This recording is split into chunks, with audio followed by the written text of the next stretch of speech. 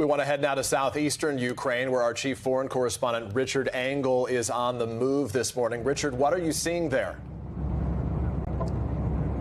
So we left the city of Mariupol, and we are now on some of the provincial roads to try and get a sense of what is going on, how far the Russians have advanced, how the Ukrainian troops are doing. We are trying to get to a couple of locations before the sun goes down here, which is why we're not stopping. If you can see, the roads are almost entirely empty. Very, very few people here are venturing out of their homes. We've seen many Ukrainian checkpoints, and the Ukrainian troops are taking extraordinary measures to try to barricade the roads and protect towns, villages, cities. They've been cutting down trees. They've been putting stones and earth piled up in the middle of the roads.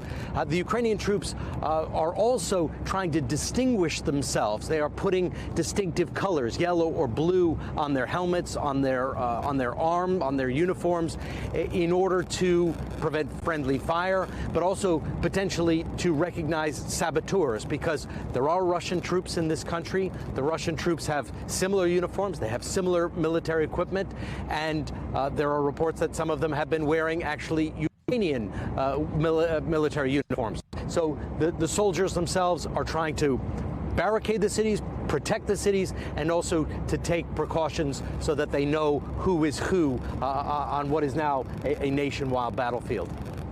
And Richard, we know you and your team are veterans of conflict, but please stay safe, my friend. Thanks for that report.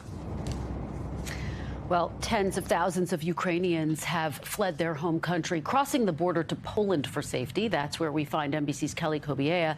Kelly, good morning to you. Good morning to you, Kristen. Yeah, it's just been a non-stop flow of people at this border crossing, the Medyka border crossing in Poland. We're seeing women and children arriving, exhausted looks on their faces, but also looks of relief because they finally made it here. On the other side of the border, on the Ukrainian side, things have gotten worse since yesterday. A line of cars, snakes, more than 20 miles back from the border crossing. And once people are at the border, they then have to get into a line that goes more than a mile back in order to be processed. We've heard from people who've arrived that the Ukrainians are trying to process women and children first.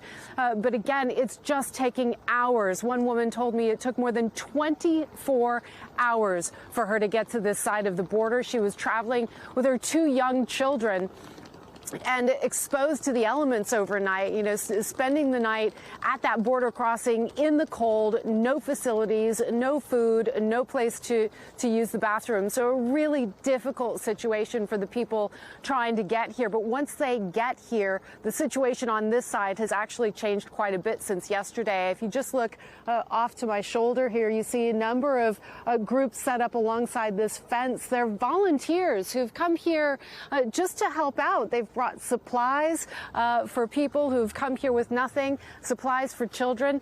And again, the numbers are growing. UNHCR says nearly 80,000 people have now crossed the border into Poland over the past 48 hours. Kristen, Peter. Just heartbreaking to think about how many refugees there now are. Kelly Cobiella, thank you so much. Hey, thanks for watching our YouTube channel. Find your favorite recipes, celebrity interviews, uplifting stories, shop our favorite deals, and so much more with the Today app. Download it now.